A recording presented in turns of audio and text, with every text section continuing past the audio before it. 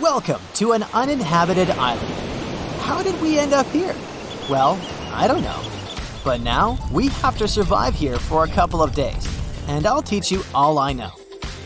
Gladly, wherever I go, I'm always prepared for a situation like this. So in this magical backpack, I've got everything we're gonna need for survival. The first thing is, of course, a knife, which will come in handy in many situations. Surrounded by the ocean, you don't have any drinking water available.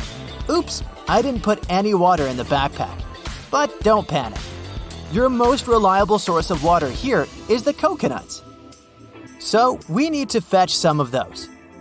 If you're lucky to get some green coconuts, you can cut them open with a knife. It's relatively easy. But the problem is that they grow high up on the tree. You're free to climb up there to get some, but it's not gonna be easy.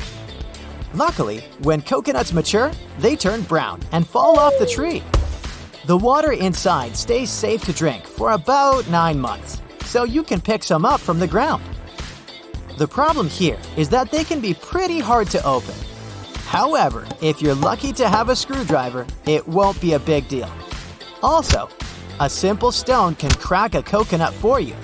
But don't forget to wrap it in a towel or even a t-shirt beforehand.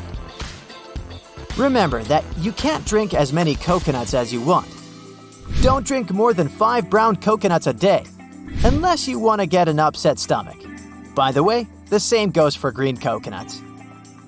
After you drink a brown coconut, don't rush to throw it out. You can scrape off the white part and eat it. It's totally edible. I admit I didn't bring any bowls, but this is once again where coconuts come in handy.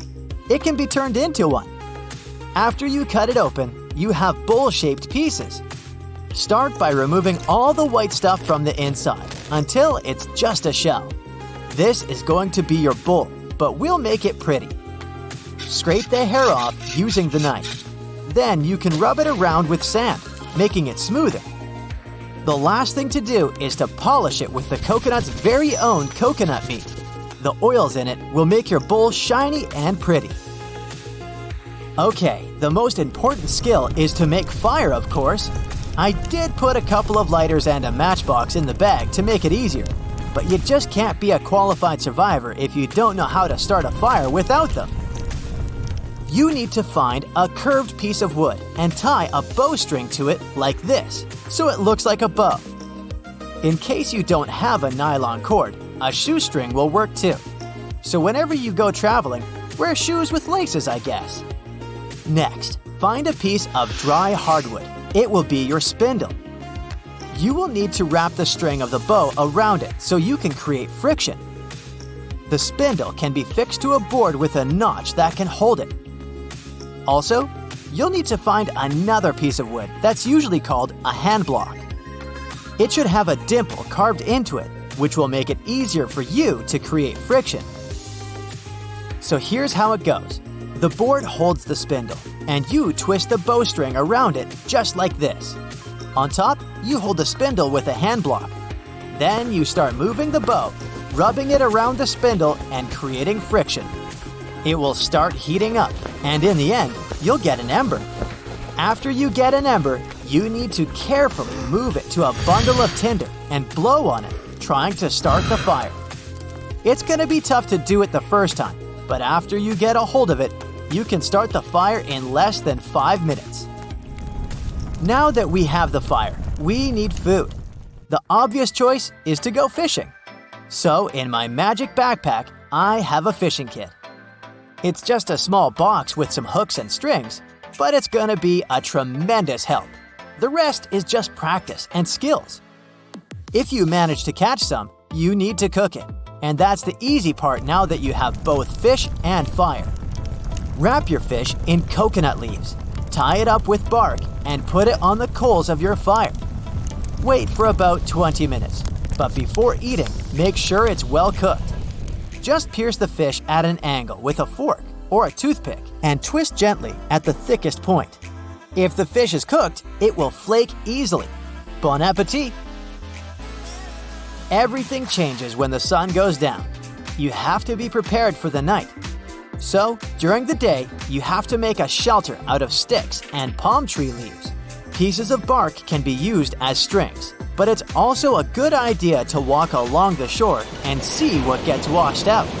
There can be a lot of trash there, and some of that can be useful. If you go to an island, you need to have devices that will help you not to get lost. I have something here. It's a multifunction water-resistant watch I got on Amazon. Apart from the time, there's also a compass, a thermometer, a scraper, a whistle, and even a fire starter. Yeah, you don't really need to spend 2 hours with the sticks, but I wanted to teach you. So take the watch with you as you go into the jungle. We need material for the shelter: sticks, bark, and palm tree leaves, which are actually harder to pull off the tree than you may imagine. So dry ones on the ground work too. Make the roof of the shelter using palm tree leaves, but also put some on the ground for you to lie on. But be careful. Make sure that the leaves you're using are free of snakes, spiders, or scorpions. You don't want any of them in your bed. The other thing is that at night, insects and many other creatures come out, and they will be very happy to join you in your shelter. So the fire and termite mounds around the shelter will help to keep at least some of them away. Others can still sneak in and climb under your clothes, walk on you, and bite you. So, time for the magic backpack. Here, I have a survival sleeping bag. Being just 4 inches long, it doesn't take up much space, but it's tear-resistant, waterproof, and keeps your body heat inside. Plus, it has sealed seams, which will keep out water, wind, and any insects. You can find it on Amazon. Also, don't build the fire right in front of the entrance of the shelter. In this case, you might end up breathing smoke all night. And now you're all set.